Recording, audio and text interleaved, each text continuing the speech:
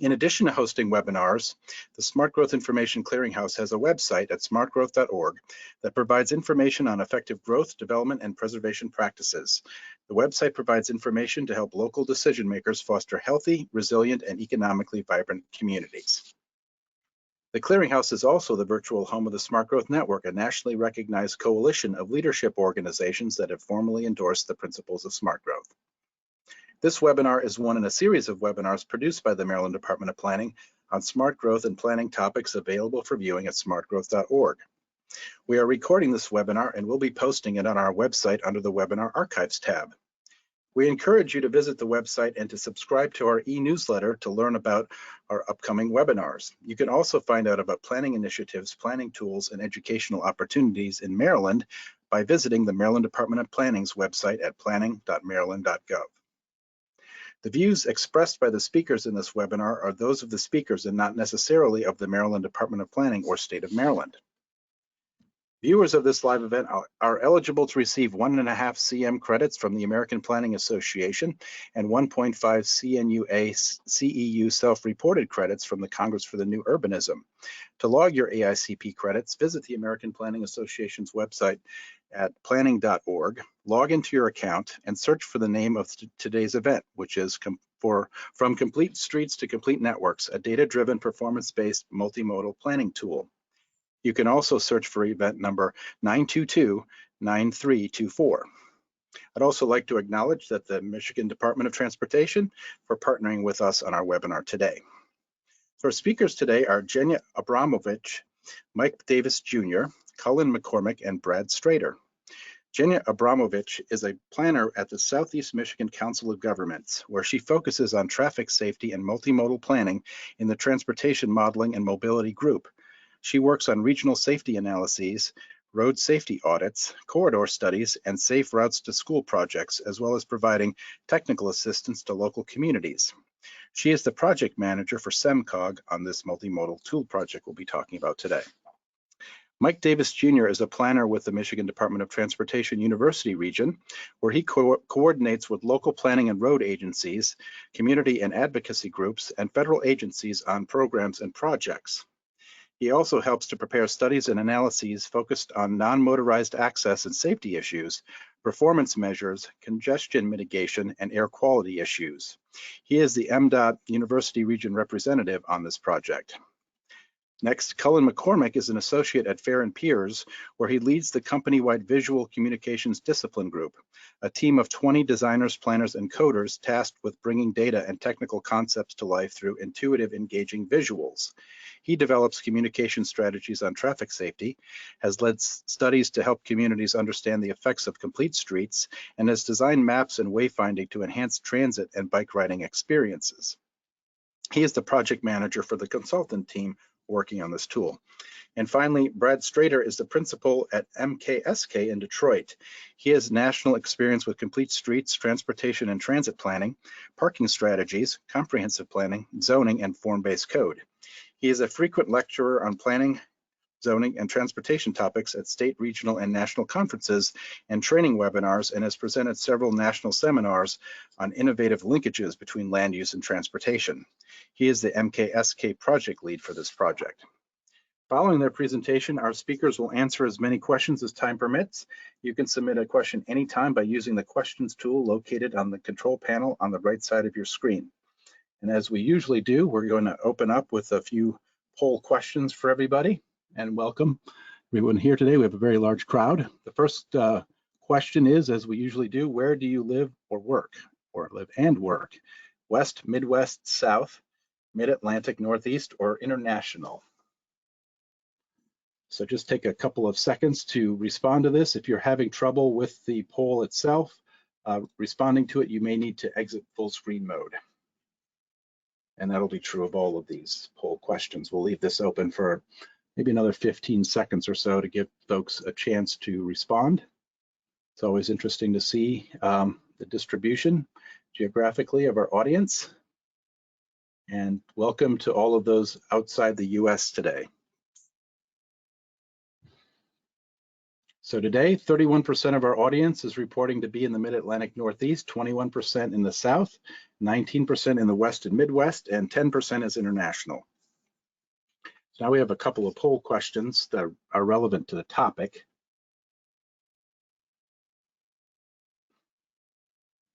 And the first one is, who do you work for?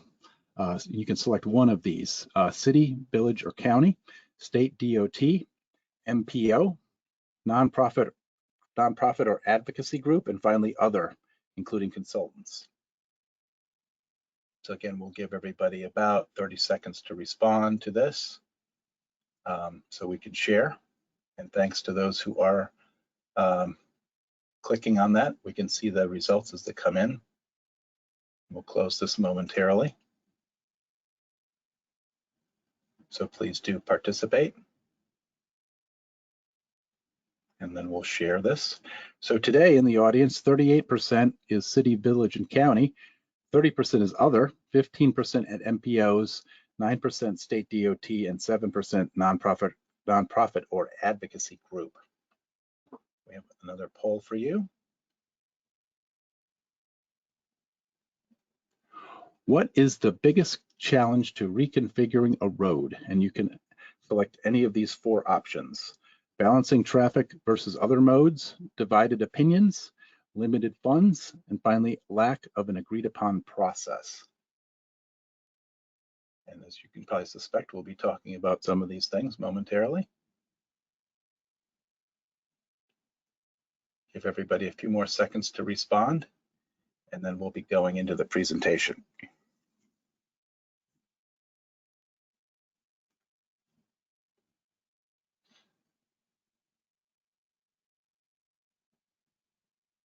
I'll just leave this a couple more seconds and then get started. Okay, so for this question, the response is 32% said divided opinions, 30% balancing traffic versus other modes, 28% limited funds, and finally 10% lack of an agreed upon process. So with that, I'm going to go ahead and turn it over to Cullen McCormick to begin our presentation today. Welcome, Cullen and team.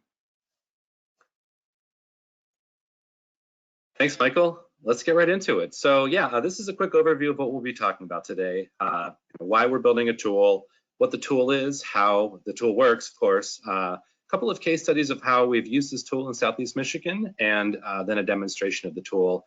And to kind of just give it a really high level overview before I turn the presentation over to one of my colleagues, essentially what we've done is we've built this complete streets planning tool that lets you take a corridor, any street that you might be working on, essentially kind of come up with a cross section for the project or a handful of cross sections, and then use our tool that we've built to basically understand how changes in the configurations to the street can affect multimodal performance. So we'll start out with kind of asking the question of why we're building a tool, and to do the kind of beginning here, I'll turn it over to my colleague Mike at MDOT, who will explain a little bit about the genesis of the team here and the partners that came together to build this. Thanks, Colin, and thanks everyone for tuning in today. Appreciate your time. So just a little bit about MDOT. We have almost 10,000 lane miles of what we call our trunk line system, which is non-freeway, what can be considered main streets going through towns and routes connecting other towns together.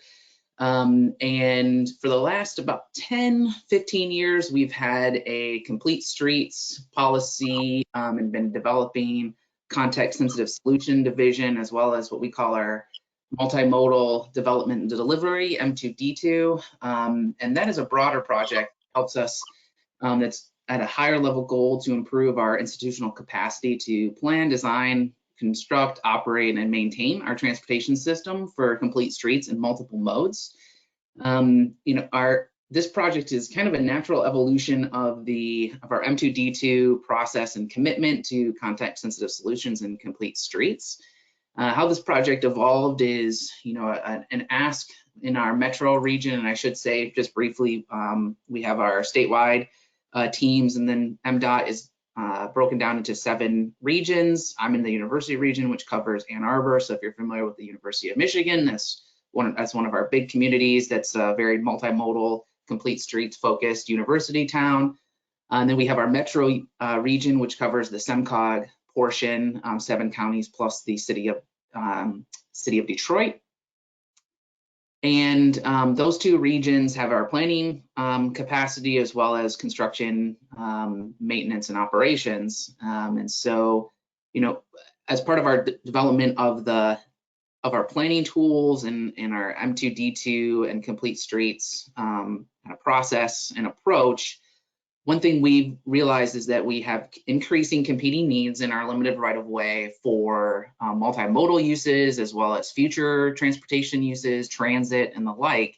And we quickly, over the last probably 10 years, have realized the more tools that we can have in our toolbox to help us, maintain, help us plan for that limited space, and how to make the decisions with our local partners and with our MPO partners, really led to the creation of this tool and this process guide. So I just wanted to briefly tell you a little bit about MDOT and just stress how this is one of, I think, a very unique process where SEMCOG, our MPO, and MDOT and our regions and our statewide partners as well have partnered together in a true partnership to develop a tool that we hope is valuable, not just for MDOT, but also for our local communities to use to help us really balance those, as you saw in the poll question, kind of balance those divided opinions and the needs, wants, opportunities, and desires for our local communities in creating multimodal spaces. So thank you, Colin, and I'll turn it over to Jenya. Thanks, Mike. Before we get into how our multimodal tool works, I'd like to provide a quick overview of our region and a little more context on why MDOT asked us to build this tool in the first place. So SEMCOG is a voluntary member organization of local governments in Southeast Michigan. We are also the Metropolitan Planning Organization, or MPO, for Detroit and the 7-county region. We support local planning through our technical, data, and intergovernmental resources. And Southeast Michigan has more than 25,000 miles of roads that span all types of land use contexts, from traditional urban downtowns and main streets to small town hamlets and rural corridors. And it's important for our communities, transportation professionals, and policymakers to understand the connections between these land use patterns and users' transportation choices and how individual streets fit into the larger modal network. So like Mike said, the demands on our roads are evolving. And Colin, can you go to the next slide? Thanks. There's growing competition for space in the limited right-of-way. Like Mike just said, anything from changing travel modes from just auto to transit, bikes, scooters, new curb space uses like sidewalk cafes, pickup drop-off zones, and who knows what else is coming in the future. And while we may not be able to fit everything on every street, we do need to create a safe, comfortable, and complete network for all of the modes and people of all needs. And since more and more communities have been asking MDOT to build complete streets through their communities, this was a good opportunity for us to streamline some of these competing but sometimes overlapping demands in our planning processes. Next slide. There are many great resources out there already that we can turn to for guidance when we're planning our different roadways, but many of them have limitations. Either they're relevant to somewhere else in the country and they don't make sense in Southeast Michigan, or they're not really context sensitive and flexible enough for some of our projects. And we saw a need to bring these different pieces together into one cohesive product. And we also wanted to streamline the process for implementing MDOT's new multimodal development delivery guidebook in Southeast Michigan, the one that Mike was talking about.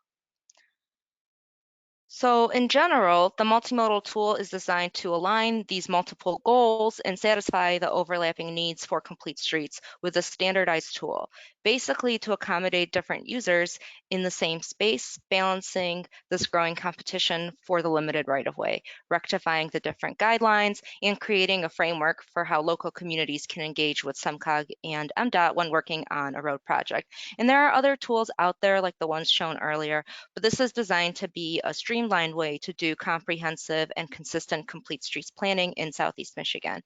I will note that while the tool was developed for use in Southeast Michigan, the same concepts can be applied on any road across the country. And with that, I'll turn it over to Colin, who will describe what exactly is this multimodal tool and how it works and how you may be able to use it. Colin? Cool, thanks, Jenya. Yeah, so let's get right into the nuts and bolts of the tool here. As you can see on the following slide, which there we go, we've got a couple of different components to the tool here. The tool itself is broken into this web map component, and then which we're calling the modal prioritization tool, and then the right-of-way allocation tool, which is a combination of a cross-section builder.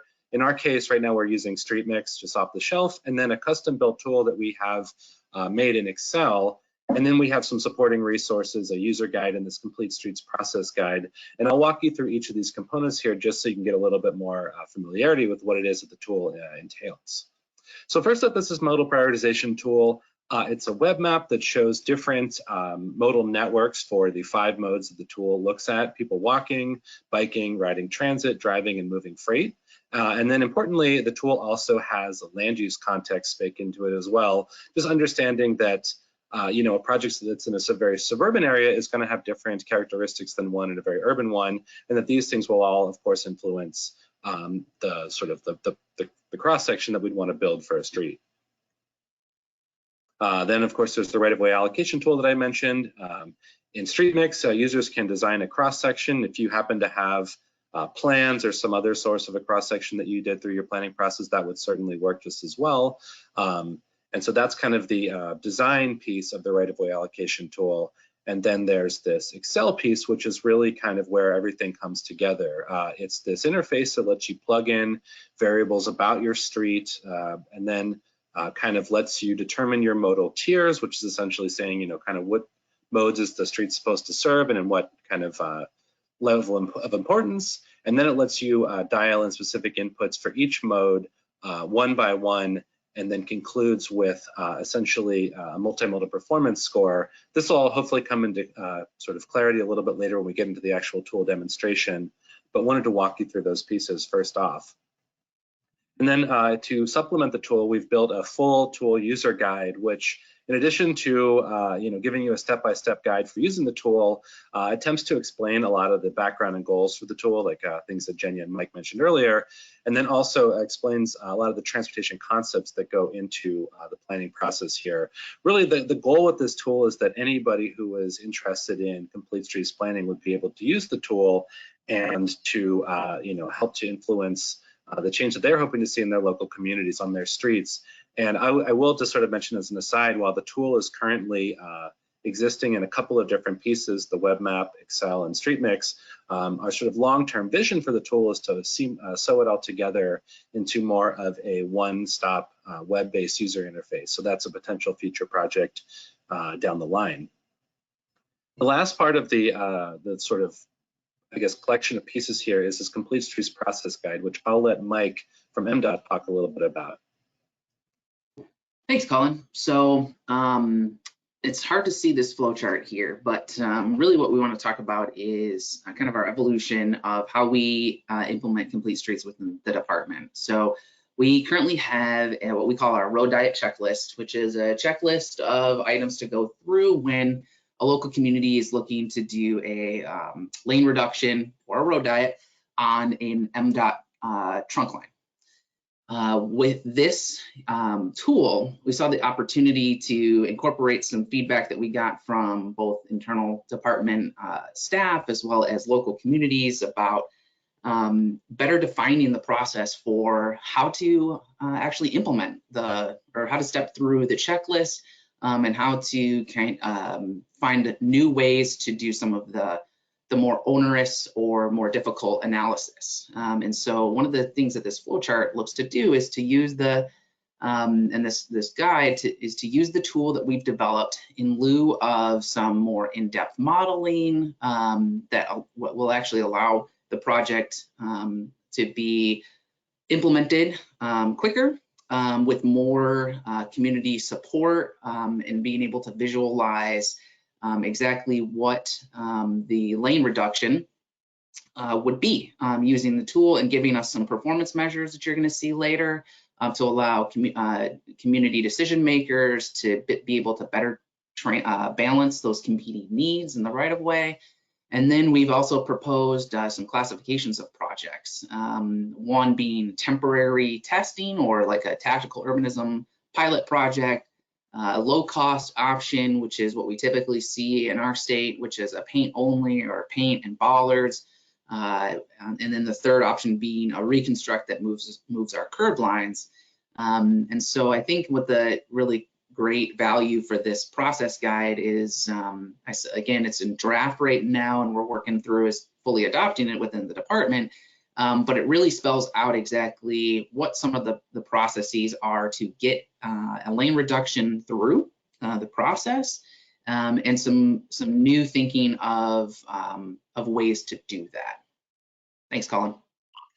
Cool, thanks, Mike. So actually, this is we'll pause here for a quick poll, which is sort of asking essentially a little bit more about road diets in your community. Again, if you're having trouble responding to it, need to exit full screen mode. But the question is, what is your impression of the state DOT's road diet implementation position? Generally accepting, it depends. Skeptical, long process. Typically opposed, or don't know. You can select one of these, and we'll leave this open for maybe another 20 seconds for you to respond. You can see folks putting their votes in.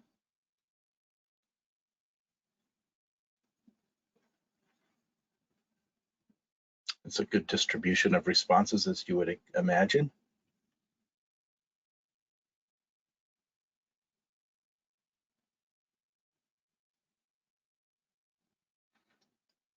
Okay, so the response here, 28% are skeptical, a long process, 25% it depends, 21% don't know, 14% generally accepting, and 12% typically opposed.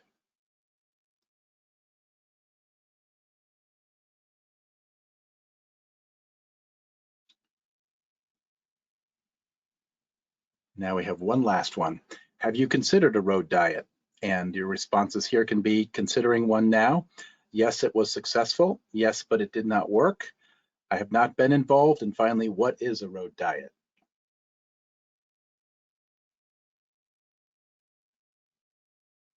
Give everybody a little chance to respond again. Thank you. This will be our last poll today.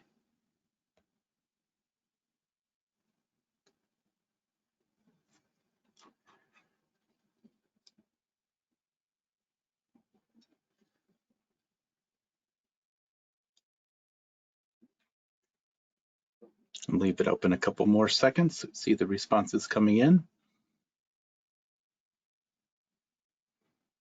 Okay, so for this audience, 38% say have not been involved. 30% said yes, it was successful. 19% considering one now. 8% are asking what's a road diet, and finally 4% yes, but it did not work. I'll turn it back over to the team. Cool, thanks, Mike. Yeah, so just wanted to sort of get a little bit of context of folks' familiarity with road diets in their communities, or really just kind of lane purposing in general on streets. And with that in mind, we'll dive right into the tool workflow, essentially walking you through how users can use our tool to design changes to their local streets. So this is this graphic that you've probably seen in the webinar invite here. We've been using this to sort of frame our overall project process, and essentially we begin with a lot of kind of typical questions you might ask in a process. Steps 2 and 3, which we'll walk through in a little bit further detail just after this, are really the nuts and bolts, the meat of the tool that we've built. And then 4 is, of course, getting something on the ground. So in the initiation phase of the project, we're obviously going to want to, understand where we're doing the work, what project is going to be selected, who are the local players, the jurisdiction, the stakeholders, people who need to be involved in the project planning process, running through in this case in Southeast Michigan, the Complete Streets Process Guide that Mike walked through to essentially determine, can we use this multimodal tool, or do we need to go through the more extensive road diet checklist process? And then last, setting your vision of what really do we want to do through a complete streets project through some kind of lane reconfiguration. And then there we get into the modal prioritization tool, which has these couple different pieces that we'll walk through one by one here. First thing you'll want to do when you enter into the modal prioritization tool web map, which we'll get to in just a second in the demo, is to understand what your land use context is. Where do you fit on this sort of transect model from like a downtown core to your small town or rural area, and just dialing that into the tool. The next thing you're going to want to do is refine the modal networks that are going to be involved in your project. Essentially, our web tool has collected a bunch of existing data from various kind of transportation data sets that essentially create networks for freight, auto, transit, walking, and biking. And so the tool is populated with this default data. There may be instances where you're changing that, or where local projects have actually gone in the ground since the sort of region-wide data was already published, and so there may be need to refine those networks a little bit here. I'll mention this tool is for the 7-county SEMCOG region, so it's actually a fairly large geographic footprint that the tool is sort of working for. But yeah, so the last step of the modal prioritization tool is to essentially say, who gets priority. In some cases, there may be an instance where you've got multiple modes that are the kind of top tier of importance, like a street where you really want to serve people walking and also want to serve people who are riding transit. And this sort of prioritization tool essentially says when right-of-way is limited, who gets the extra space. And that, of course, varies by your land use context. If you're out in a rural area, people driving may need more space, but if you're in a main street environment where there's a lot of walking and biking, a lot of conflicts, you want to probably dedicate more of that space to people walking. So then we get into the next piece of the tool, which is the right-of-way allocation tool. This is where we get really into the piece of the tool that we've probably spent the most time on, which is the Excel component. And here you'll be able to input the land use context that you determine from the web map. You'll be able to confirm and update those modal tiers and prioritization. Essentially just sort of saying, which users is this road intended to serve, and kind of generally what sort of priority. Then you can feed in the content that you've built in your cross section, again, either using StreetMix or another platform. And then lastly, we get to this evaluation of multimodal performance. And that is played out here on these two summary slides that you see at the bottom of the screen here, where essentially on the left, there's by mode, a summary of, what is the priority we've assigned to each mode. They're kind of ranked in priority. In this case, I think this was a downtown setting. Pedestrian was the top priority. The tier is sort of, there are 3 tiers for each mode. 1 being that the street is the most important for that mode, 3 being it's kind of important, least important kind of category. In this case, they all happen to be tier 1. This is a street that's really trying to carry a lot of different people. The next column is the sort of main score, which is based on a set of performance measures that are sort of driven from the literature around complete streets. And then for a little bit of additional context, there's this average score. In some cases, your project may not bump one of these main score categories. As you can see, it's a score of 1 to 4, where 1 is the highest and 4 is lowest. But your project might influence the average score, and that can be helpful to know as well if you're sort of making more acute changes to the cross section. And the last column here is relating to these performance measures, which kind of pivots to the right half of the screen, where we're essentially saying in different land use contexts, a street needs to do different things, right? Like in a rural area, you may not need to do a lot to make a street safe and comfortable for all users because there may just not be a lot of users out there. So a lower score might be permissible for kind of achieving the goals of enhancing complete streets and walkability and livability. But in the other land use contexts, we're saying, you kind of really want to strive for a higher score where potentially you're doing a little bit heavier of a touch for people who are walking and biking, and really keeping safety and comfort at the forefront of your planning. So this is sort of what the tool is really all geared to do here. And then I'll turn it over to Brad, who will walk through the last part of the tool implementation, which is getting something onto the street, and then who will tell us a little about some of the case studies we use to dial in some of the features of the tool. Yeah, thanks, Colin. So Mike already mentioned implementation can be at 3 different levels here. So there can be the temporary test that could be over a week or a season or a whole year.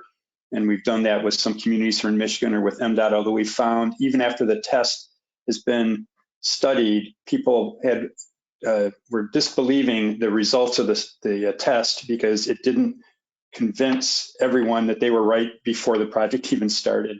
But anyway, temporary tests could lead then to more expensive temporary improvements, or as Mike said, leading to reconstruction or moving the curb. So that's kind of a different hierarchy, and we work with our stakeholders to show how these different implementation tools can be applied. And then case studies or pilot projects, as Jenya mentioned, we've got a wide ranging region with 7 counties. When we wanted to come up with communities or pilot projects that were representative of the various contexts within SMCOG. So we're going to run through each of these. First is Clarkston, a small downtown in sort of a rural or suburban area. This is Clarkston. This is the main street through Clarkston. It has about 18 to 20,000 vehicles a day, and a lot of trucks. And the main issue is that it's a high pedestrian and restaurant core, and they really wanted to improve the walkability and comfort for pedestrians. Next slide. And you can see that even though it's only a 3-block area, the curb dimensions varies from 40 to 45 to 52 feet. So we had to run sort of a different scenario for each of these. And we worked with our steering committee who went through their plans and their aspirations, and they identified pedestrian priority was number 1, then sort of auto, then bikes, because there's a lot of bike systems in the area, including the Iron Bell Trail that runs through Clarkston. And last was freight. And so we worked with the committee to test the tool, make some tweaks to the tool, and then come up with their preferred cross-section. The next pilot project we did is Lincoln Park. Lincoln Park is a suburban Detroit community, and this is Southfield Road running through the middle there, if you can kind of see it on the photo. And this is one of the famous Michigan indirect left turn projects. So the volumes now are about 48,000 vehicles a day. It abuts I-75 there on the top of the horizon. And you can see in the middle that there's a parking lot that they wanted to convert into a farmer's market and activate their downtown area. And one of the things they wanted to look at is maybe converting one of the lanes in each direction, either permanently or part of the time, so it'd be easier for pedestrians to cross Southfield Road, and especially to get to the farmer's market in the middle of the downtown. So in working with Lincoln Park, looked at, again, at pedestrian priority was number 1, not only for pedestrians going along Southfield Road, but crossing Southfield Road in multiple locations. Because they have 48 and sometimes 52,000 vehicles a day, auto was still fairly high. Transit was also high, fairly high, but freight was farther down because we've got a freeway in the area. So we've been, their downtown development authority has been looking at alternatives here, using the tool to convince people to support changes for the lane. You can see in the photo there's like no cars. There's big queues. And then there's long periods with no cars at all. So the next context we did was a rural area, Erie Township, which is just north of the Ohio border. And you can actually see in the photo way off on the horizon is the city of Toledo, which is south of Erie Township. Basically, it's a 1 or 1.5 block area. And you've got I-75 on one side. Telegraph Road is a major north-south road on the west side or to the right of the slide. And the idea was to look if we could reduce the 4 lanes down to 2 lanes, have 1 lane in each direction, and then improve pedestrian conditions through this downtown area. So they've been, you can see there's like the volumes are 3,000 to 5,000 vehicles a day. So it's way over designed for the volumes. People drive through this very quickly because there's no friction on the side. And working with Erie Township, we've been looking at different configurations using the tool to go down to 1 lane in each direction, and then different techniques to improve conditions for pedestrians and potentially adding bike lanes. And then the final pilot project is Ferndale. This is M1, which also that's the city of Detroit in the foreground. And this is downtown Ferndale at 9 miles, so 9 miles from downtown Detroit. Has about 38 to 44,000 vehicles a day, fairly high speed. It's signed for 35, but people drive quite a bit faster. And Ferndale's really been working with MDOT and using the road diet checklist to try to put in a cycle track on both northbound and southbound. The Regional Transit Authority also would like to consider exclusive transit lanes through this corridor. So next slide. So Ferndale's been, as done a number of plans, has been working with the Michigan Department of Transportation on the road diet checklist and other studies with the idea of using the tool to demonstrate if pedestrians and bicyclists are a priority and still have a reasonable level of service for autos. What are the different configurations or cross sections for the road that would meet the goals of MDOT and the transit agency and the city? And Ferndale is a good example, and Ferndale was the one we selected to use the tool demonstration that Cullen will go through now.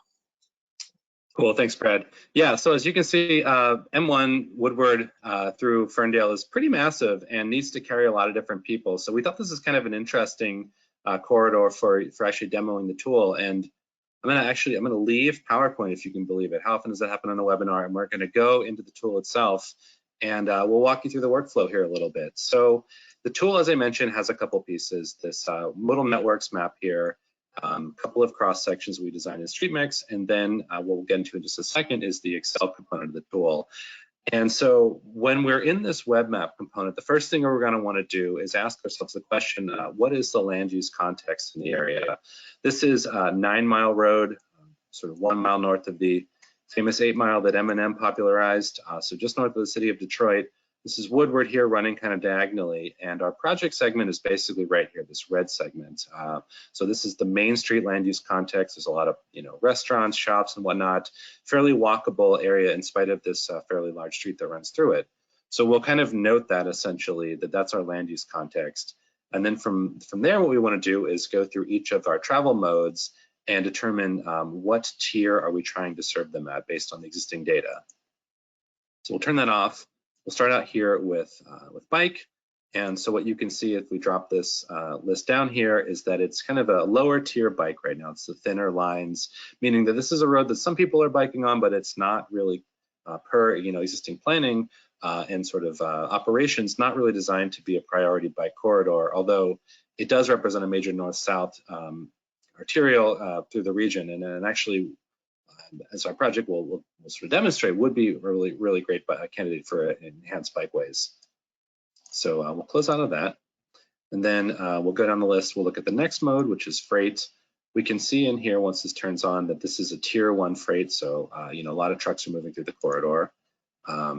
Freight and auto are pretty much coterminous, so I'll actually skip ahead to auto here just so you can see that this is also designed to move a lot of people who are driving.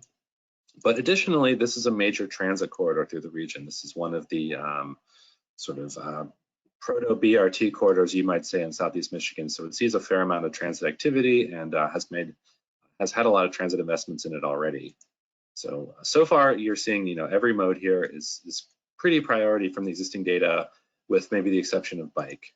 Last up, because this is a downtown area, this is also a tier 1 pedestrian street. So it's going to be something that needs to accommodate people who are walking in a very comfortable manner. So this is essentially how we use the tool here. You can also access each of the modal networks, these drop-down buttons. But then we essentially are taking this information, noting it, and then applying it into the Excel tool. But before we go there, I'll just give you a view of the cross sections here. You can see it doesn't even fit on my screen, it's so wide. But the existing cross section has 4 11-foot drive lanes in each direction, and then an 11-foot parking lane, and then a little bit narrower sidewalks. This fairly large Michigan-style median in the middle, which is wide to permit essentially U-turns that function in the place of a left turn. And then over here, the other side of the street is just mirroring the first side we saw. Now, interestingly, because we have so much space, the project is actually proposing to do 2-way cycle track, get this, on both sides of the street. So kind of an interesting one here, but because the street is so wide and because getting across it can be a little bit of a challenge, this actually starts to make sense to where you can have people who are biking on both sides of the street. And then what this is doing is pushing the parking out a little bit and creating some more space from folks who are using the sidewalk. During COVID, actually, some of these businesses have been doing outdoor dining, and so the pressures on the space are even more pronounced. So a project like this could really do a lot to increase the comfort and sort of mobility for people who are traveling by all sorts of different modes, while really not eating too much into the road capacity that's out there. So from here, we'll pivot over into the Excel tool, which is, like I said earlier, kind of where everything comes together. We start out here with just an overview. This is designed to supplement the tool user guide. If you didn't have a chance to read through all of that, this first splash screen will really let you know essentially how the tool works. And so, we get down here, it kind of walks through the scoring criteria again. This is all kind of coming from our presentation earlier. And you'll see that there are required inputs and there are optional inputs. And what I've done is I pre-populated the existing data for Ferndale, for Woodward, so that we can kind of walk through the demo a little bit quicker. And then once we've kind of gotten through all of that, what we'll do is we'll go back and we'll actually populate the project conditions into the tool, and we can see how the scores change. Before we go on, though, it's important to mention that the scores are based on this weakest link methodology, where even if a street has all sorts of attributes that are really exemplary, they're great. If there's one segment or one piece that's not so ideal, that will pull your score down. The idea being this tool is attempting to highlight things that maybe could be worked on. But it's helpful to know also when you're evaluating a score that because it's based on this very stringent threshold, it's important not to get discouraged if the score is not quite as high as maybe you'd like it to be, because it might be that there's just one factor that's pulling that score down. So over here in the general inputs, you can see there's a lot of just kind of basic attributes that we'll need to know about the street to do some of the calculations for the performance measures. How many folks are moving through the corridor driving? What's the speed limit? Is there a median? Total number of travel lanes, land use context, and high capacity transit. These are kind of the default questions here. Down here is where we get into the modal tiers. And if this wasn't clear to you earlier in the presentation, essentially what we're saying is that each of these 5 modes could or might not be served on a street. And so each of those modes could be super important if they're this tier 1, or they might be kind of less important, like we saw on the web map with the bikes, where it's currently not planned to be a major bike corridor in the existing data. So you sort of will, as we're doing here, we'll dial these values in for our current conditions, and then we'll go back and we'll change them for the project. And actually, this last part here will tell you the modal prioritization. It's kind of interesting. If you change a button here, the priorities shift to let you know kind of what you should be designing for. But essentially what's happening is that all of these are tier 1, so they're kind of all the top priority. So we really do need to evoke this modal prioritization, which is saying that in this main street land use context, first we want to prioritize people walking, then comes transit, then comes auto, then comes freight, and last comes bike. And again, that's based on the modal tiers over here. As we'll see, if we change bike, that all shifts. And now suddenly bike is much more important to the project, but we'll get into that just a little bit later.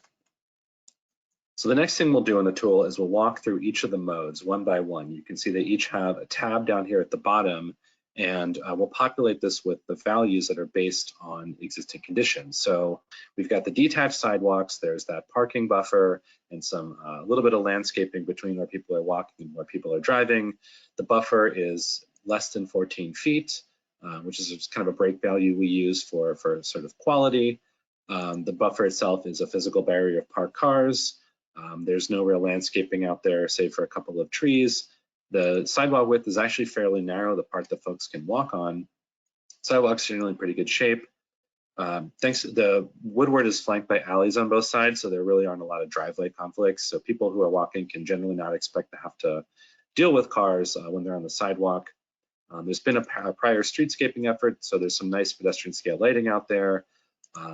Reasonably sort of low heavy vehicle volumes. You can see there's a couple of different buckets we have here, but Woodward does move a fair amount of trucks on it. There's trucks coming in and out of the Detroit area are fairly prevalent. A lot of active buildings out here. It's a very walkable area, kind of one of these historic downtowns with a lot of kind of street fronting businesses and buildings on them. But because the blocks are fairly long, you don't have a lot of opportunities if you're a person walking to cross the street. The spacing is greater than 400 feet. And there's a lot of kind of just stuff on the sidewalks, bikes, scooters, things like that. So these are kind of a consideration that maybe, we need to kind of do a little bit of sidewalk management if we're going to do a project out here. And then as far as crossing improvements, there are bulb outs at the corners, the kind of parking necks in where there are on-street parking. But there aren't really a whole lot of other things in the way of crossing improvements.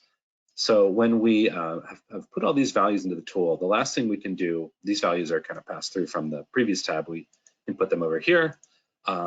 we'll click this calculate button, which we've already done, so this won't change, but essentially it'll say, based on all of the attributes you put in here, based on some of these sort of general context for the street and your land use context, here's your score. So you can actually see this is a great example of why we included the average score. The sort of overarching kind of overriding score is a 4, but the average score is actually closer to 2. The reason for that is that if you look at these sort of line item scores here, generally speaking, the street has a lot of pretty good pedestrian amenities, but there are a couple of features, most notably this buffer width, which just really isn't very prominent. You're pretty close to people driving quickly when you're on the sidewalk. And so this, based on the weakest link methodology, is pulling the overall score down. We pivot to bikes here, and this one's pretty quick because there is no designated bikeway out there. So, really not a lot of inputs to add here. As such, the score for bikes, fairly low. It's not really kind of intended to move people biking, and it's not really providing facilities to do so.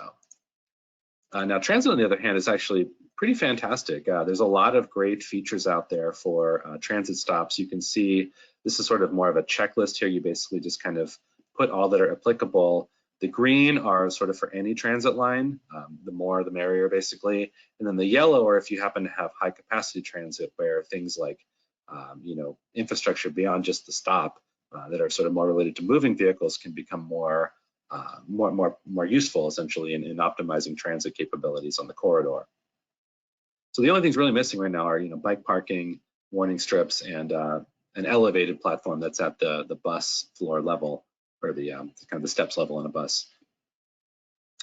Moving over to auto, the inputs here are a little bit more straightforward. The thinking here is that a lot of projects may have modeling, and that to move cars through, basically it just kind of comes down to, is there enough space for people to move, with a general level of comfort and convenience and speed, although not too much speed. And what we're seeing from this is essentially that, taking this sort of standard capacity assumption of vehicles per hour per lane, factoring in the number of lanes that are out there and the volumes, the level of service is pretty great for the existing street, which kind of makes sense, right? There's 4 lanes of traffic in each direction and not a whole lot of traffic by sort of broad standards. So, the street is currently doing a great job of moving people driving.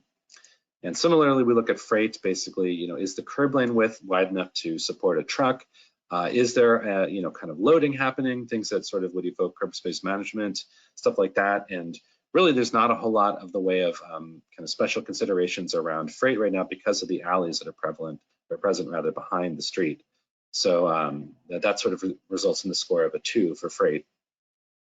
And once we've input the values for all of the different modes, we'll end here with the summary tab, which you may have seen in the presentation earlier. Essentially says that for 3 out of the 5 modes, we're meeting our performance objectives. So for transit, auto, and freight, we've met them, but for people who are kind of walking on the corridor or biking, we're not there yet, even though, you can look at these average scores and determine that, biking is pretty good, but because of that critical issue of frankly, of cars flying by people who are walking on the sidewalk, that's lowering the overall comfort. So we'll cycle back through the tool now, and we can go ahead and input our project. So none of this is going to change. The speed limit we're going to assume still stays the same. The one thing that will change, of course, is that we're reducing the number of lanes here, right? So this is sort of taking 1 lane in each direction and converting it into these 2-way cycle tracks. The land use context will stay the same. For the purposes of this evaluation, we're going to say there isn't high capacity transit out there, although the RTA that sort of governs transit across the region does have some plans in the work to maybe do more of a high capacity transit on this corridor. And then, as we talked about earlier, we're going to bump the modal tier for bike up to 1, because with the cycle tracks out there, this would really become more of a high quality bikeway. So that means that we, in our project design, are going to want to consider people walking and biking at the top of the priority, transit next, and then driving and freight will come at the bottom of the prioritization list here. So the buffer width will actually increase here, because if you can think of this, we're adding those cycle tracks, we've got the on-street parking, and that's fairly wide. So now we've got more of a buffer width for our sidewalks. The physical barrier essentially stays the same here. We've got the parked cars or the bike lanes, but we'll leave it at the physical barrier that is. The landscape doesn't change. Sidewalk width itself still stays the same, even though we're adding this buffer space of the bike lanes. Really nothing else here. will change because the project is not really touching these things. We might say that maybe we're going to try to put in some block crossings, so we can let's experiment with that. And then let's say maybe those crossings are going to have yield markings, potentially even have visibility crosswalk markings. But because it's a major street, we probably wouldn't typically do raised crossings out here. And so with these changes, we'll plug in the score, and you can see that our overall score is actually improved. Our weakest link now is this this usable sidewalk width, which is giving us the 3. But just for the purpose of demonstration, if we were to change this, up to something that's maybe a little bit wider, actually, let's just dial it in here. You can see now that our score improves even better to a 2. So we'll go ahead and put this back here to where it was. But the idea is that, kind of if you can chip away at these weakest links and really optimize your corridor, you can continue to up the bar for pedestrian comfort. Or you can say, well, based on the conditions we have, we're just really not going to be able to widen the sidewalk. So, understanding, kind of what's out there in terms of physical constraints, we'll accept the score knowing that we're making the conditions generally a little bit better for people who are walking. Bike, though, is where we're, of course, going to see the major change. We're adding these two-way cycle tracks, two-way bikeways to each side of the street. So we will put here two-way in roadway. There's also an option if they were raised up above the street, you could do that as well. We'll put in the two-way in roadway. For the buffer width, we'll say that there is this probably 3 to 6 foot buffer. We can go back and just double check that in our cross section and see that it's width of 4 here. So just making sure that that's good. The buffer includes on-street parking and posts and bollards. It won't have a median barrier, but it will also have paint. So we'll just sort of check all those that apply. The usable bikeway width, you can think of this sort of 2 ways. Is it, either a 5 foot one way or kind of a 10 foot 2-way? For the purposes of this, I'll consider it as being basically the kind of full width of the bikeway here. So we'll put it in the 8 to 10 category. And then for curb management, we know that the vehicle loading has really been planned through design because there are alleys behind the street where folks can do pick up and drop off. And there aren't a whole lot of mid-block conflicts out here because of the driveways that are more or less non-present on the corridor. So this is actually pretty good. We'll leave this the way that it is. And then the last special considerations here, there's a fair amount of high volume, or rather street dining, pardon me, and we hope that there won't be vehicles parked on the bikeway, so we're going to leave that blank. When we get down to the bottom here, we can click our calculate button. You can see now we're doing much better. So once we've introduced these two-way cycle tracks, the score for bikes is pretty solid. We've gone from a 4 to a 1. We'll get over here to the transit inputs. Nothing is really changing for the project. You might say maybe bike parking, and we might add as part of this. We can click that. But because we were already doing such a great job for transit, short of adding like some transit priority lanes or something, we can pretty much already say that transit is doing just fine. We did take a little bit of space from autos, so it'll be interesting, or we'll want to rather recalculate the auto input here, just knowing that there's now 6 lanes. As you can see, our volume to capacity ratio decreases a little bit, or increases rather, but essentially because we're still well above our threshold, the level of service for people driving still remains at A. I just saw in the notes here, a lot of great Planner Geek questions coming up during the Q&A. I think we're all looking forward to that. Last year on freight, we're not really going to change much here because the curb lanes themselves will stay at this 11 feet. So we'll keep this locked in as the way it was. Click the button again, and we see that really nothing changes here, which is to be expected. So we're almost done our demo here, which is great. We've got about 30 minutes of the webinar at the end for Q&A. But we'll end up with the last tab here of the tool, the summary, essentially saying now we're pretty much crushing it. The corridor is serving all the different modes out here. We know that there are some constraints that are limiting what we can do for people walking, but we've still increased that buffer space between where the sidewalk kind of active zone is and where cars are driving. So on the whole, still kind of a win for people walking. And yeah, the next step would be for the city of Ferndale continuing to work with MDOT to actually go out and build a project on the street using one of those kind of quick build or sort of more curb construction, kind of more elaborate processes. The last thing I'll mention, and this is maybe kind of just teeing us up for some of the more wonky questions that we might get in the Q&A, there's this fairly elaborate kind of under the hood scoring criteria that essentially is driving all the different thresholds we set in the tool. you know, kind of how wide things need to be, the presence of things, and it sort of establishes all the different score rankings for each of the modes here. So you can kind of see it just sort of keeps going and going and going. But you know, for those who really want to kind of look under the hood, this is all provided in an effort to kind of keep this transparent and open. But yeah, with that out of the way, that's kind of the overview of the multimodal tool here that we've built. And I will give it to Jenya for a quick conclusion. Maybe what we can do is stop sharing my screen. And if during the Q&A, folks want to go to any particular part of the tool, we can bring that back up. But just so we can turn our cameras on for the Q&A, I'll stop sharing my screen and turn it over to Jenya. Thanks, Colin. Maybe you want to put up our contact information? It's a fine idea. Yeah, we have that on the last slide of the presentation. Perfect. Thanks again, Colin, for walking us through the tool. And I wanted to thank everyone for joining us today to talk today about how we can use our multimodal tool and how we, all transportation professionals on this call can consider and evaluate level of service for all road users and evolve the state of the practice for complete streets planning and design, and really taking a more holistic approach to our planning. If you'd like more information on the tool, you can visit our website. It's been linked a couple times in the chat, or feel free to contact me directly or Mike Davis at Michigan Department of Transportation. Our contact information is on the screen right now. With that, I think we can open it up to questions. Great, thanks, Jenya. And we'll have you all turn your cameras on here. And if we need to pop into the tool, we'll arrange that with you. So, and thanks to everybody who has submitted the questions. We have had more than 1,300 people online. So as you can imagine, we've gotten a lot of questions. So we'll try to get through as many of them as we can in the next 35 minutes or so. And everybody has a camera on. So I'm going to start with a question here from Margaret Johnson, who says, it seems like the tool focuses on infrastructure already in place without giving weight to social reasons to prioritize certain modes. Am I missing something?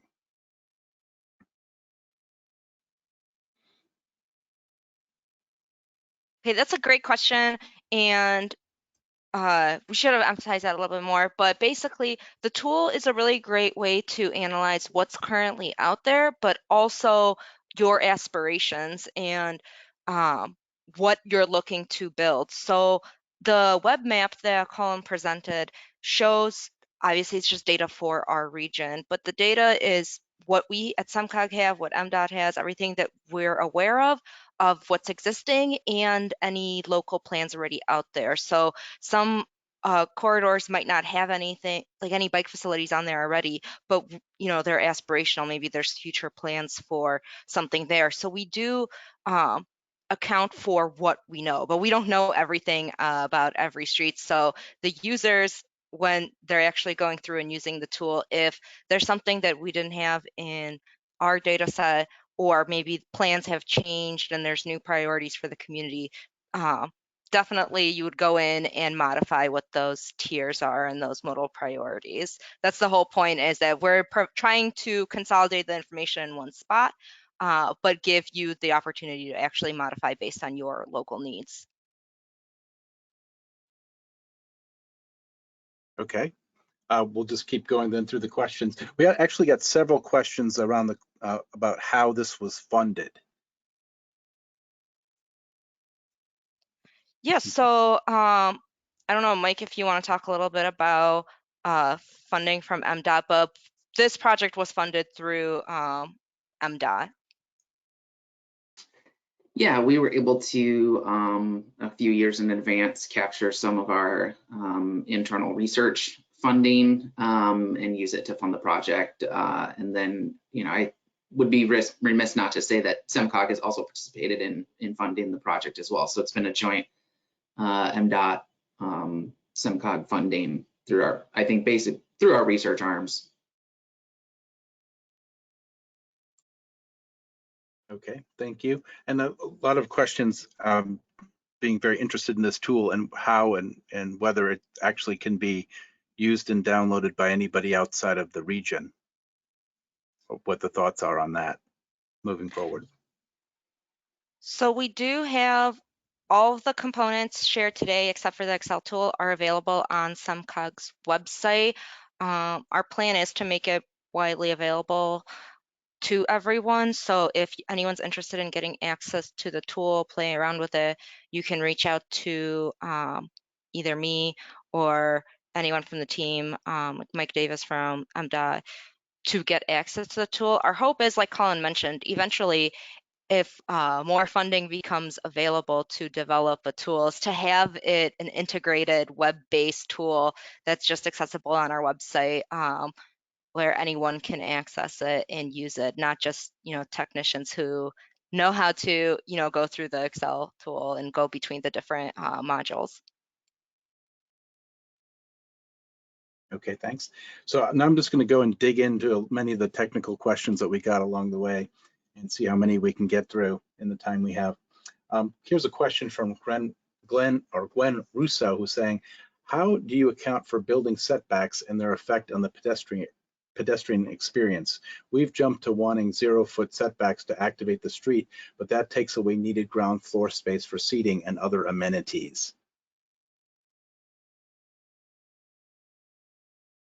Yeah, Jenny, maybe I can talk to this a little bit. So the tool is essentially sort of designed to let you customize the sidewalk space based on what's out there. So if you're thinking maybe you've got a larger building setback, you might consider that maybe more sidewalk space.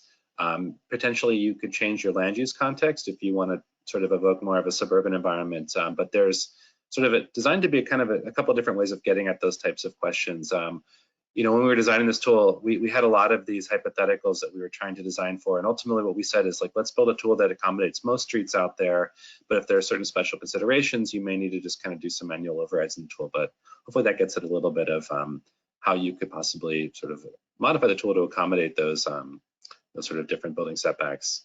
When we identified the context too, Jen went through mapping classification and looked at the height of buildings, building setbacks, is it a built-to line or within 10 feet, or parking in the front and so forth. So the orientation of the sidewalk and the width of the sidewalk and building setbacks are part of the context. And again, we can't cover everything in this webinar, but in the user guide, it talks about what makes a context, what are the elements, how you, what could be your aspirational context, how do you go from what you are today to changes in the future. So while the focus is within the right of way, and particularly, especially curb to curb, it also talks about building form and density and so forth are described a little bit more in the toolkit as well. Okay, thank you. Next question here is there an option to calculate vehicle miles traveled reduction in lieu of or in addition to the LOS classification? We had gotten to some of these ancillary metrics. We definitely kind of scratched our head about that a little bit. We thought about greenhouse gas reductions as well, but because I think for the tool's general purpose here focused on multimodal accommodation and kind of really keeping it focused on transportation performance measures related to kind of comfort and safety, we don't currently have considerations for some of those broader effects on vehicles miles travel or greenhouse gases. But that's not to say they couldn't be built in. I think you could sort of use some of the assumptions in the tool based on the amount of travel and, kind of how much vehicles can move through the corridor to potentially calculate those things, although it's a little bit outside of the scope of what we focus on in building this tool. Okay, thank you. I guess a related question here from Melanie Sloan, who asks, does the tool allow for a lower level of service, for example, if auto was the lowest priority? Oh, absolutely. Yeah, I think with the road that we looked at, it's just that it's fairly wide, so the volume capacity ratio stays pretty good. But in some of the other pilot projects that we looked at, there was less road space just in general, and I think that there were trade-offs that were made that did bring auto level of service down. And ultimately, I think we view the tool as a way of communicating information to stakeholders and people in the community. And if a local priority says that we're willing to move space from people driving to other modes, and we're willing to potentially accept a degradation of the auto quality or sort of ability to drive quickly through an area. That's something that local stakeholders would be able to agree upon. But right, the tool does allow for those types of adjustments to vehicle LOS. Okay, thank you. Next question here is from Mandy Metcalf, who's asking, How has or could the tool be used in the context of Vision Zero? Could a performance score for multimodal uses be tied to targeted Vision Zero improvements? Oh, absolutely. Yeah. I mean, a lot of the pedestrian infrastructure and bike infrastructure is sort of already associated with proven countermeasures. So essentially, you could use this tool as a safety implementation lens of basically saying, you know, if we do these things, we're improving our pedestrian score. Whereas our metrics, you know, are more related to this sort of weakest link in our 1 to 4 scoring, and don't, you know, immediately tie in with crash countermeasures from like Fed highways. You could definitely sort of use the components of the tool to build those types of projects and see how you're getting benefits to multimodal comfort and safety. So yeah, I think we see this as a complete streets implementation tool, maybe a Vision Zero implementation tool, but really having a lot of applicability in those types of contexts for local streets. Yeah, I think some of the things so we had a couple of peer meetings with the Florida DOT because they've done some awesome things in Florida, and they shared with us some of the Vision Zero that they have in Florida, and Michigan Department of Transportation has done sort of the same thing. And we had meetings within the Michigan Department of Transportation staff, and they really said one of the maybe faults of the current road diet checklist is it doesn't put enough emphasis on Vision Zero and safety. And so there was a underground current throughout the tool to really focus on pedestrian, but all safety. And I think that was one of the benefits of the tool, is really emphasizing the safety benefits of changing modes and so forth. So I think that definitely leads into a Vision Zero plan for an agency or a city. Okay, thanks, Brad. We'll just keep going through the questions, and thanks for keeping your responses short. That will get us through to more of them. Next question here is from Elaine McGregor, who asks, how is the two-way bike lane interacting with transit stops? Would that not affect the transit ranking? Maybe I can start if somebody else. I think there's there's always conflicts. And I think in Ferndale, the debate about the transit lane versus the two-way cycle track, because the transit agency would prefer a transit lane, and I think the city would prefer a two-way cycle track. And I think through the working with MDOT, they're trying to balance the two, because M1 is a high transit corridor, and it's also a high bike corridor. And we have a lot of traffic and trucks going through there as well. So there was a slide showing about the modal network and looking at the tiers, and we're looking at, parallel streets and so forth. So part of what Ferndale's going through is, what are the bike priorities? Where's the transit priorities? I think we're going to end up probably with both a transit lane and a cycle track, and in both directions, and having some amenities for the transit lane so that can still interact when you have the cycle track and the transit lane concurrent. But good question.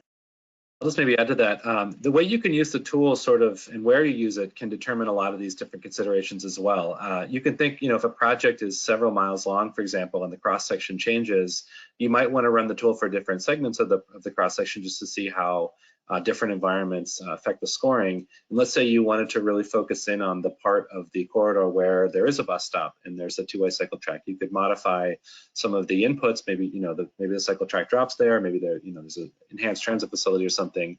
But you could look at specifically at that location. One thing I will say, just sort of generally about the tool, is that we're looking predominantly at the mid-block section for the most part of a street. We don't have quite as much in the way of detailed intersection treatments in the tool, which was sort of by design. I think we wanted to kind of keep this sort of at a more higher level, and that potentially in some subsequent phase of the tool we might maybe have an intersection component or something like that. But yeah, generally speaking, if you need to kind of adjust your evaluation for a certain unique kind of node on the corridor where context change, we just recommend sort of running the tool separately for that section.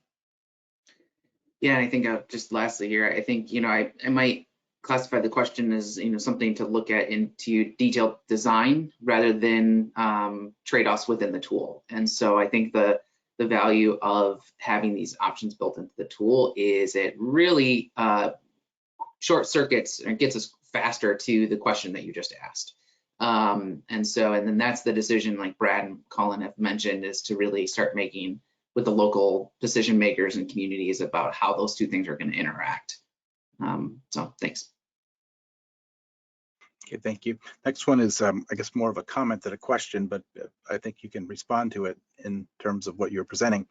This is one from Jay Swiderski, who says, I'm surprised the pedestrian and bike tabs don't seem to factor a penalty for the prevailing traffic speed.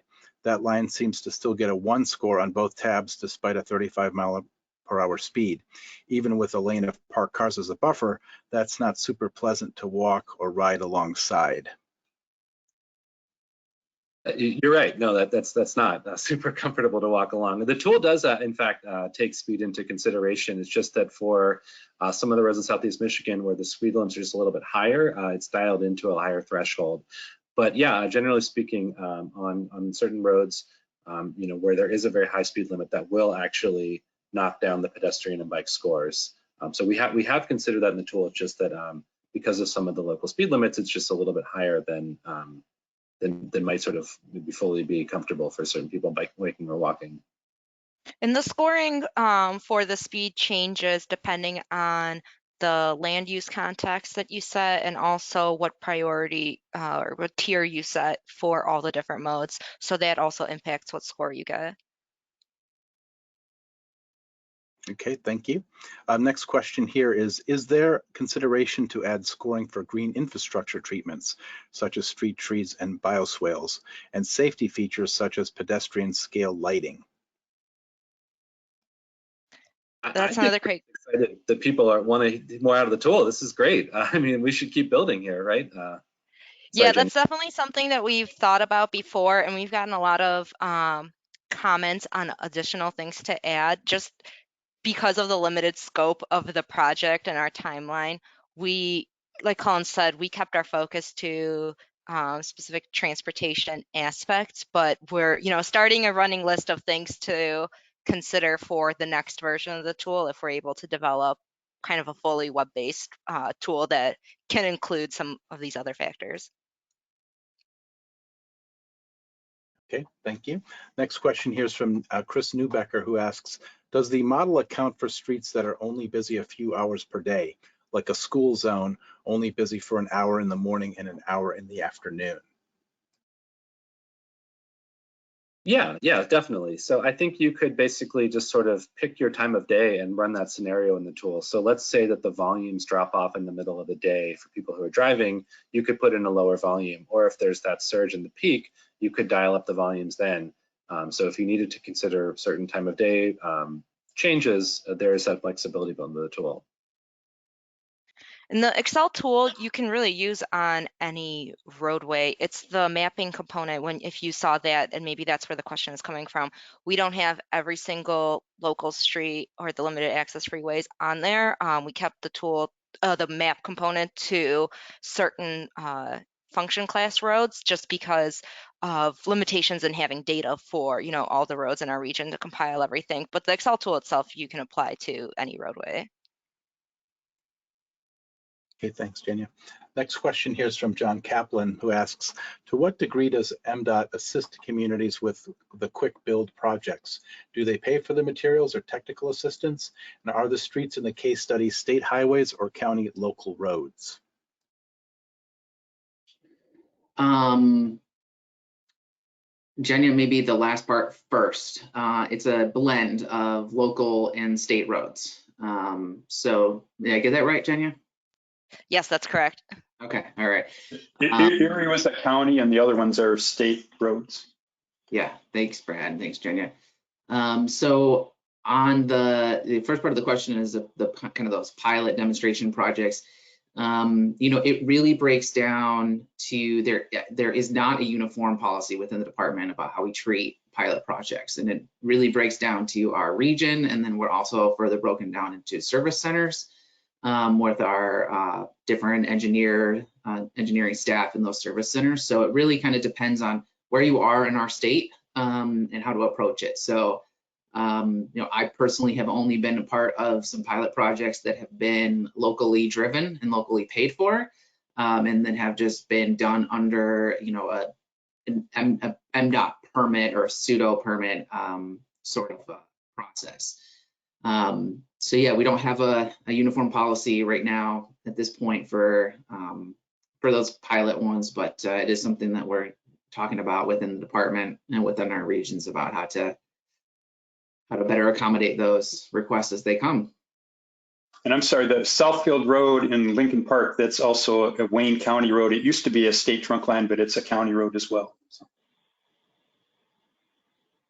Okay, thanks, Brad. Next question here is from Melanie Sloan, who says, most of the examples you provided provide ample right-of-way to work with, which are good examples for the webinar. But I work in a rural and recreation destination that has limited right-of-way with development often up to the right-of-way line. I'm wondering if the tool has been applied in these contexts. So the Clarkston case study, which was the first one that Brad mentioned, actually is one of those examples where there really is limited right away. There are a lot of different things that the community wanted to see on that roadway. And that was just a conversation we had to have about, you know, until they have the ability to do anything with the changing the right of way with, you're really gonna have to make some compromises and just have those conversations of what are the #1 priorities and how do they rank against each other. And so I think bicycle was one of them. Was if you're trying to fit in buffered bike lanes on that road, you're going to have to get rid of parking, and otherwise there's no room, and parking's a really big priority for them. So that was one item that they had to weigh. So that was one spot where we had that right-of-way challenge. But you're right, the other examples where we tested the tool had a lot of right-of-way, a lot of room for changing the design. Yeah, I think in Clarkston, some of the sidewalks are only 4 feet wide, so they don't even meet ADA. So when we have worked with Clarkston, again, we're looking at sort of temporary, can you do something in the short term or quick fix, and then long term, moving the curbs in, because their highest priority was pedestrians. So making the sidewalk wider was the #1 goal, and that there were some quick fix things we could do to widen the sidewalk or the area for the sidewalk and outdoor seating, because a lot of restaurants, but still retaining that on-street parking.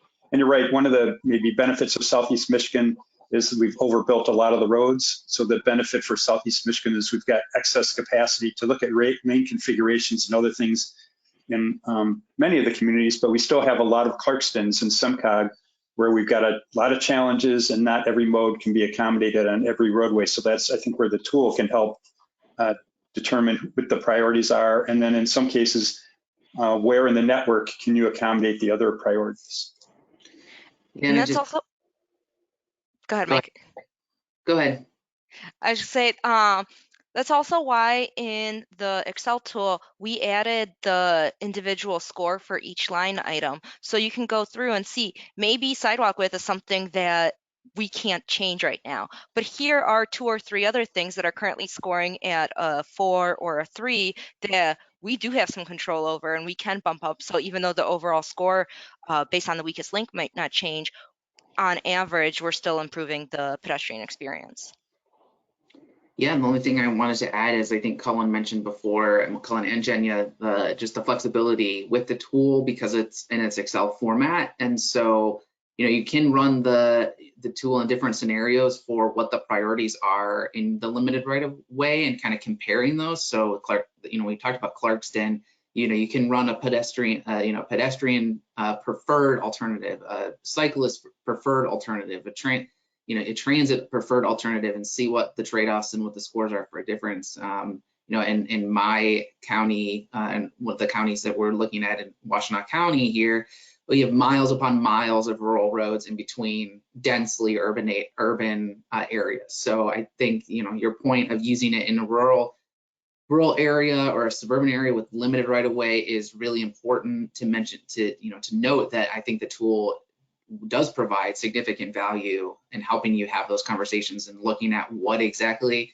you know, under a constrained right of way scenario, the local community and you know, stakeholders actually want to see and what those trade-offs that they want to make. Thanks, Mike. Next question here is from Raymond Hess, who asks, how do you address transition zones, for example, suburban approaches to a downtown using this tool?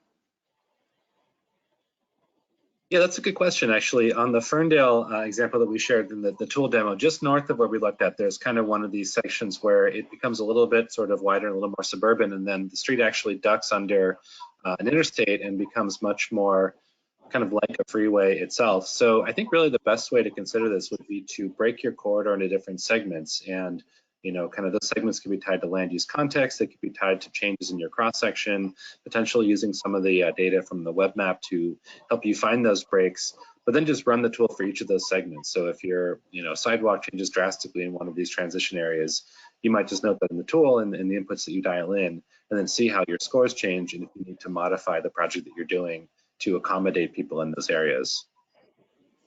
Yep, and then I think depending on, you know, what the transition zones look like, that may be, you know, the time where bringing in some sort of, you know, advanced modeling software to ground truth the tool and help us make those trade-offs may be a time where we need to do that. So so I think that's how they can kind of work hand in hand depending on the variety within a particular corridor that you're looking at.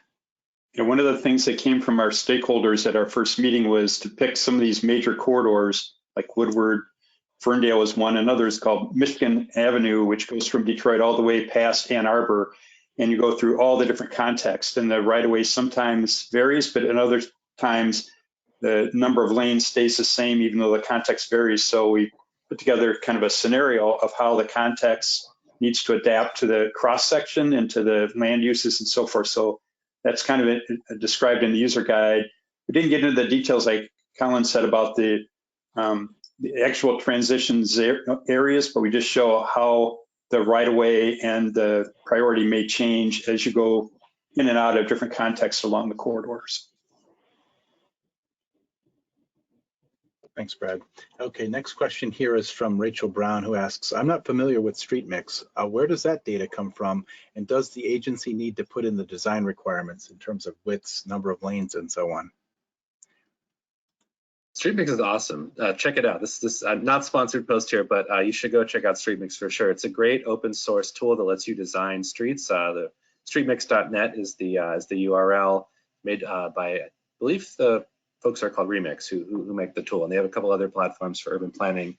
But yeah, essentially what you can do is drag and drop different pieces into this virtual environment, move them around, and plan a cross section. So when we had our screen share earlier for the Woodward cross sections, those were all just built in the StreetMix tool. And you're right, you do need to know your agency. Like we have gold truck routes and NHS routes and so forth. So sometimes there's limited lane widths, or maybe you need a 12-foot lane because of trucks and so forth. So you need to know what are the metrics they can use for a parking lane or a travel lane, minimum sidewalk and so forth. So that information can be used into the street mix, but you will need that information. Okay, thank you. A couple questions in this realm were asked, and this one's from Craig Sobering, who's asking, how does the tool get used at the network level? Yeah, that's a great question. We have the modal networks map. This actually kind of ties into a question earlier that we got, which was, you know, how can the tool be used maybe sort of to proactively identify projects, maybe kind of taking into equity considerations into account. Currently, the tool is really more focused on kind of designing corridors themselves, the curb-to-curb cross-section, and the network component of that, the web map, is really more for helping to contextualize that design. It's foreseeable that we could build in additional variables over time, you know, maybe related to suitability or need or kind of planning. And actually, one of the things that we did when we were working with the city of Ferndale, we had this exercise to essentially go in and kind of fine tune the network at the local level. So those considerations are kind of present, but they're a little bit more, I think, designed to support the actual context design for a cross section. I'll say as well that over time, SEMCOG will be gradually updating the data as necessary. So like if a city, you know, supplies a new bike plan, or if, you know, there's a major reconstruction of the street that would change maybe its context, these are things that will get updated. But for the most part, this tool is looking more at the kind of the segment level where the network and the context is used to inform that. Okay, thank you.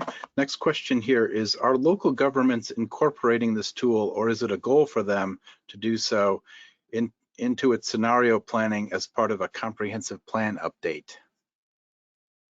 So that's the goal. We just launched this tool though. So, you're kind of seeing it fresh.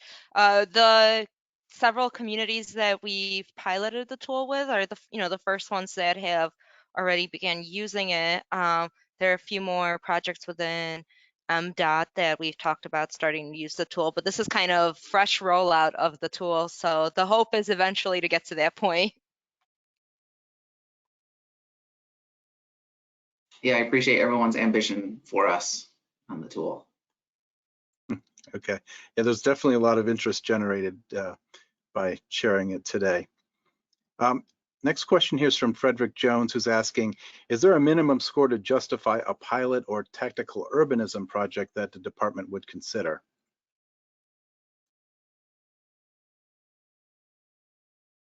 No, not necessarily. So I think this would be kind of where some of the other resources that we present, or just Jenya briefly discussed very early on in the presentation, kind of come into play. And one of those is our Main Streets document that really kind of lays out how MDOT operates with our local agencies and what our goals are. And one of that is that I talk about a lot, and I think probably my co-presenters are sick of me saying, is early and often relationship and discussions. And so obviously, if a local agency is using this tool, we're planning on being involved in it, and SEMCOG is as well. And so starting to have those conversations very, very early on. I don't think we will have something that is a set uniform, this must happen if this must happen. So those will be all out of be situationally based and relationship, kind of depending on where it is and how that all shakes out. So. Okay, thank you. Next question here is from Karen Fink. Given SEMCOG's partnership here, is the tool easily shared with other MPOs, or is there a fee? No, we don't plan on charging for the tool that we've developed. Now, if you would like to hire, our consultants to develop something specific for your locations, I'm sure there's a fee involved with that. But the tool itself that's developed for MDOT and SEMCOG purposes, that's intended to be made available to anyone who wants to use it. Okay, thank you. Just gonna, because given the volume of questions, I'm just gonna ask you a couple more if we may, and then we'll wrap up here. And thanks again to everybody who submitted questions. We've got well over 100 questions here, probably more than that. I can't even count them all up. But the next one here is from Michael Reimer, who's saying, if I missed it, I apologize, but what should I remember from the presentation related to performance-based? I don't recall hearing that mentioned, and why was that used in the title of this presentation? Well, the tool is designed around sort of thresholds for how well a street would essentially perform for different users. So I think basically the entire scoring component of the tool would be maybe the main thing to take away, which is that if you can modify features for the street to make it safer, more inviting, more accommodating for people traveling by different modes, you're essentially changing the performance of the street, changing how it operates. And we've attempted to quantize that through our scoring mechanism, which you see on the summary tab of the Excel tool. And so that is probably maybe the best takeaway here, which is that we can attempt to sort of, create a little bit of quantization to how streets serve different users. Think of it as our attempt to assign a level of service for all the other modes. We've had it for auto for so long, and that's been the predominant way that we've assessed our street design. And now we're creating quantitative performance-based metrics to evaluate level of service for pedestrians, bicyclists, transit, freight. Yeah, and I think if the question that came earlier that Jenya mentioned about another area developing this tool or developing their own version, it may be that the performance-based level of service things may be different for a different area of the country, a different area of even Michigan. So It's not the federal performance measures. We kind of examined those early on and really kind of discarded them for trying to find something that we felt was much more applicable and beneficial to look at. So hopefully that performance based is not throwing it off too much. So. Okay, thanks, Mike. Next question here is from Lloyd Chukula, who's asking, how do winter weather conditions factor into the tool scores? For example, snow removal or just plowing into the bike lanes? We developed the tool on a 73-degree sunny day.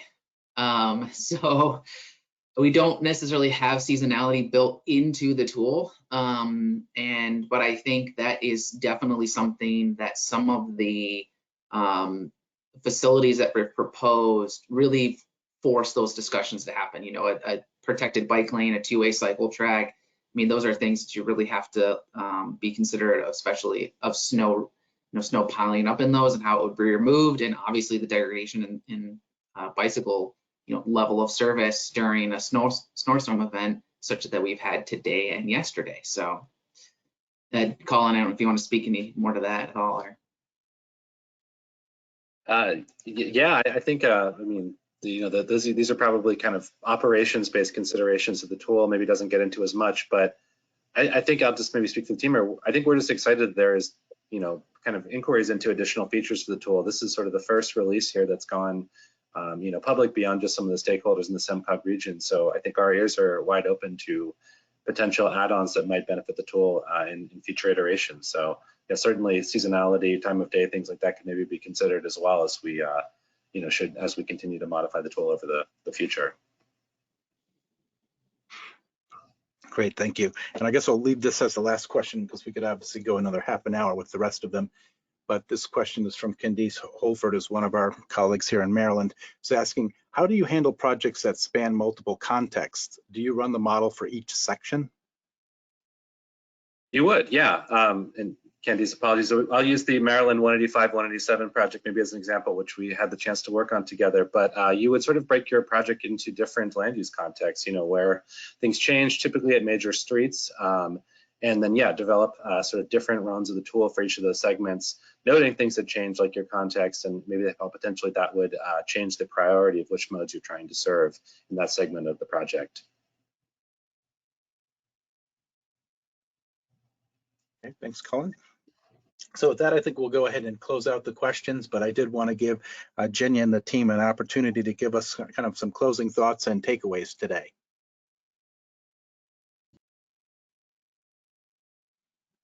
Thanks, Michael. Like I said, I really appreciate everyone taking the time to be with us today, learn about this tool, to think about how we can start reevaluating our streets to serve all roads and all needs, and really think more holistically about our planning and design process. Like I said, we want to get this tool out there. We want people to start using it and sending us their ideas if they have other things to add, or for you to start implementing similar processes in your communities. And feel free to check out our website to get more information and reach out if you have any questions.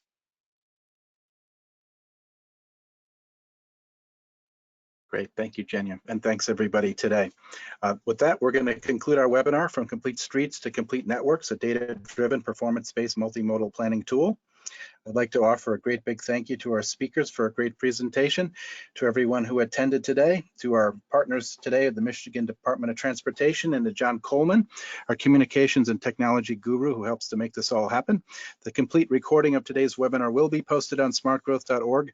Also, for those who have requested one, all attendees will receive an email that will contain a link to a personalized certificate of participation.